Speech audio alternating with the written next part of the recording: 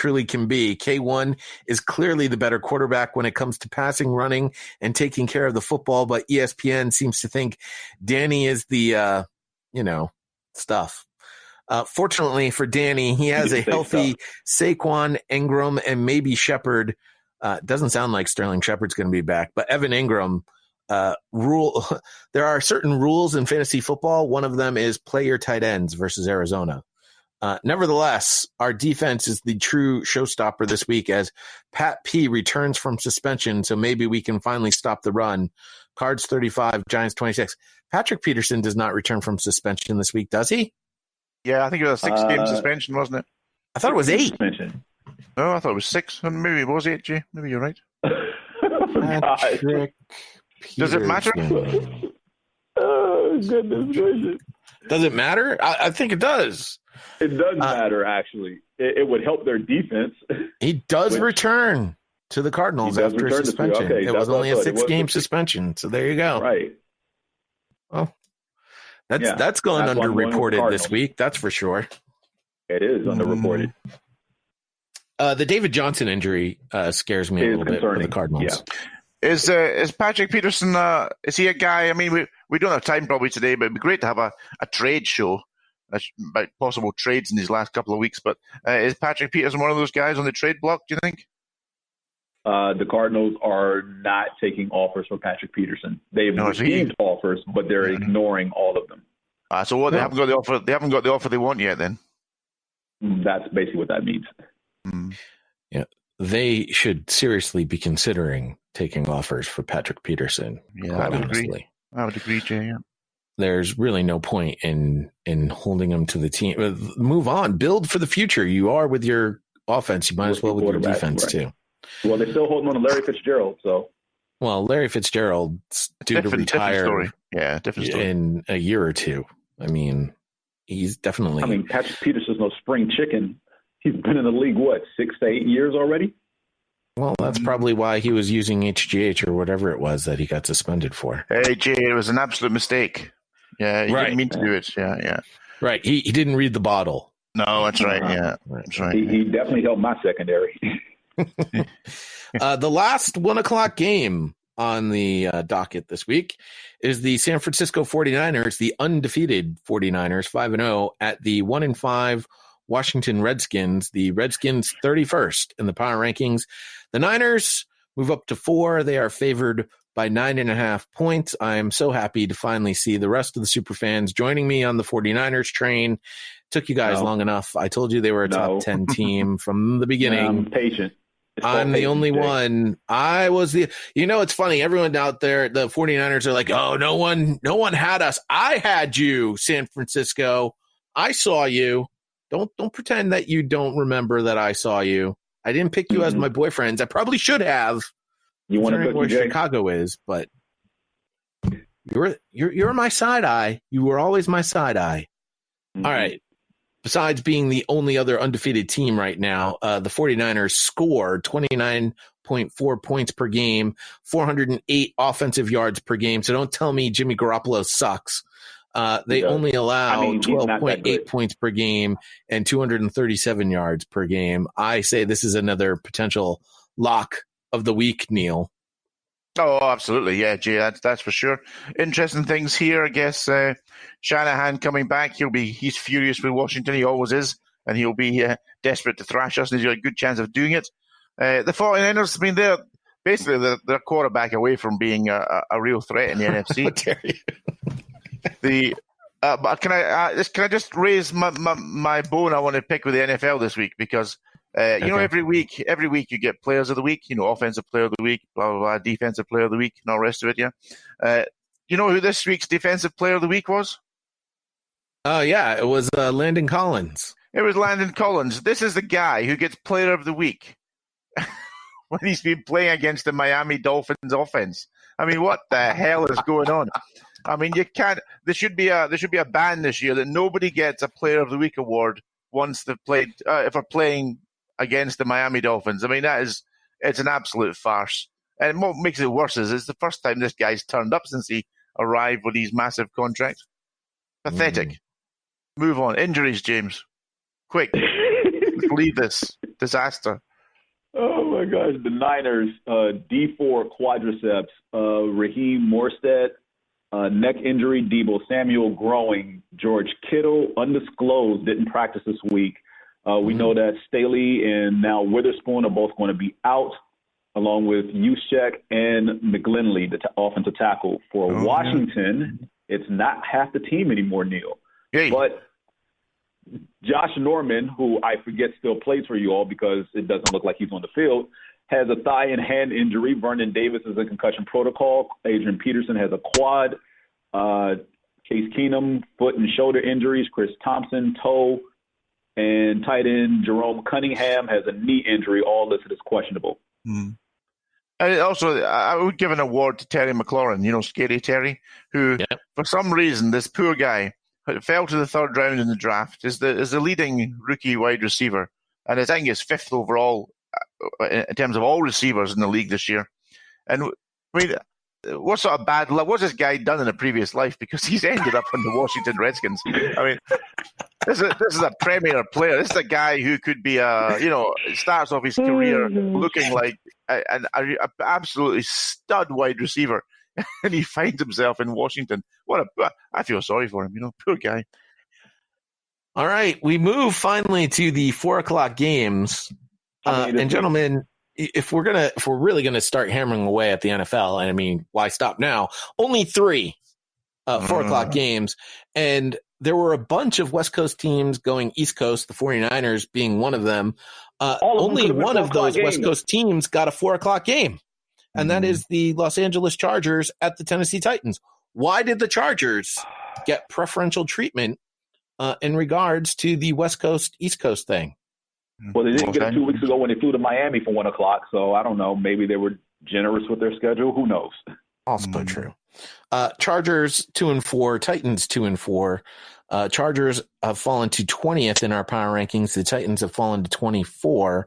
The Titans are favored by 2 in this particular game.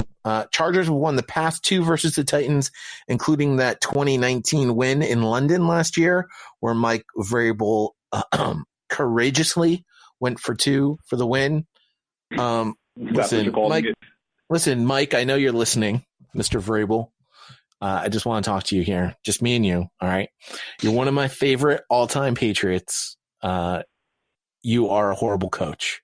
Marcus Mariota isn't your problem, or better stated, Ryan Tannehill isn't the answer to your Mariota problem. So, although, Jay, it's worth pointing out that Mike Vrabel's knob is safe.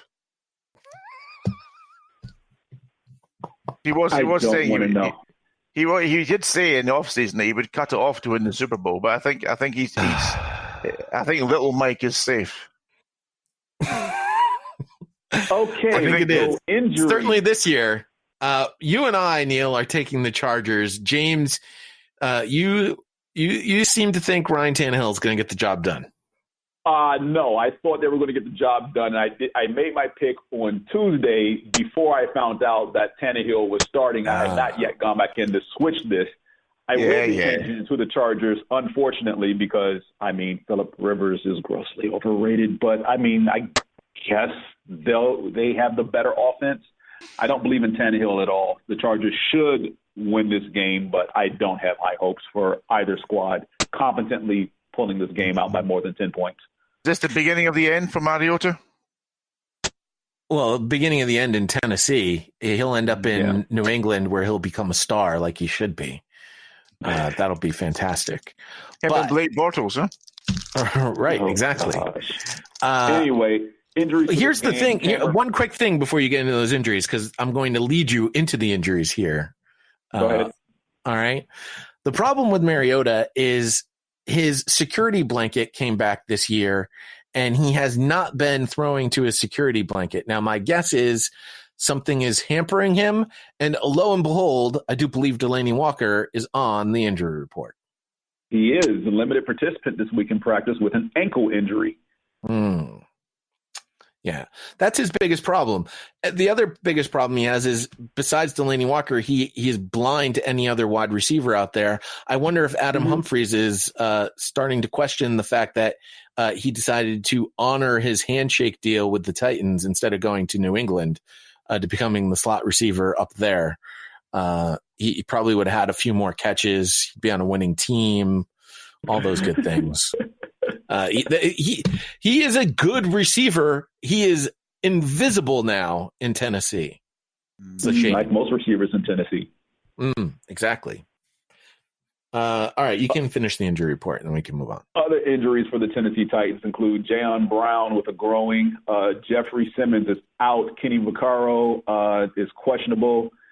Jarrell Casey is also questionable, along with Jack Conklin, offensive tackle, Chris Milton, corner, Cameron Wake, defensive end, also listed as questionable. For the Chargers, Melvin Ingram, hamstring, Michael Bagley, the kicker, with a groin, Justin Jackson with a calf, Travis Benjamin with a quad, all listed as questionable. Brandon Mebane also shows up along with Trent Scott as questionable as well. But, yeah, you can sweep this one. I'm going with the Cardinals because Tannehill, God, I feel like throwing up in my mouth saying his name is starting. The Chargers. The Cardinals was the game before. That's okay. Sure, whatever. And before I move on, back in the day, I used to work at the Fantasy Focus podcast and created a nice little sounder for every time they mentioned anything about a groin injury. You would hear Stefania go, "Ow, my finger." For many different reasons. From now on, whenever James gives the injury report and you hear that there's a groin injury, I want you to imagine the sound effect from a Hanna-Barbera cartoon of anybody growing in size. All right? I'm with Neil. When you say groin, it almost sounds like you're growing. He's got a growing injury. That's not me. That's James. Yeah. I was thinking when you said that, James, Jay, I thought you were going down the line of Kendall Fuller's thumb. No, I wasn't going that. Thank goodness for that. Yeah. The New Orleans Saints are 5-1. The Chicago Bears are 3-2. The Saints have moved up to second in our power rankings. The Bears remain steady at 13. They are favored by 3.5 in this one. I find a little surprising. So Bears did have the week off. Trubisky could play in this game. Injury report?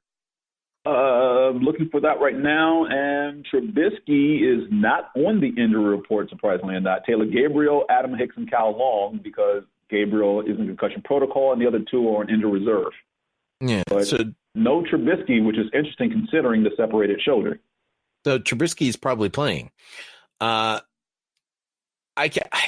mean, the Bears are my boyfriends and all, but the Saints are too good. They are really the second best team, I think, in the league right now.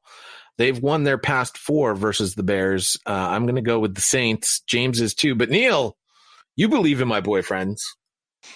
Yeah, I think the Bears are favorites, and rightly so. Outside game doesn't suit the Saints, although they've done. I mean, let's not take anything away from what Bridgewater's done so far. He's been superb in replacing Breeze for these games. So, the defense looks really good. Lattimore's playing back at a Pro Bowl and All-Pro level again, which they missed last year after an outstanding rookie season. So, yeah, Saints are really good, but I think the Bears have to win this game, Jay. They really have to win this game to stay in the race with Green Bay. So that Bears pass rush, this is a game for Mac, who was very disappointing in London against Oakland, to come through and have a big game here. That defense is great when they're at home. So give me the Bears in a tight one, but this is arguably game of the week, guys. I think the next game is game of the week. For the Saints. Well, hold on. For the Saints, Traquan Smith, Jared Cook, Alvin Kamara, and Trey Hendrickson are all listed as questionable. P.J. Williams, cornerback, has been suspended for 2 weeks. Naughty. Why? He received a 2-game suspension for what? I forget. Sorry, James, I didn't mean to put you on the spot. I was just wondering Why is that substance misuse related? No, I think this is team related. I think this is the team. Yeah, this is the team suspending him. Like Michael Bennett, huh? Yeah. We'll get to him, won't we? We will.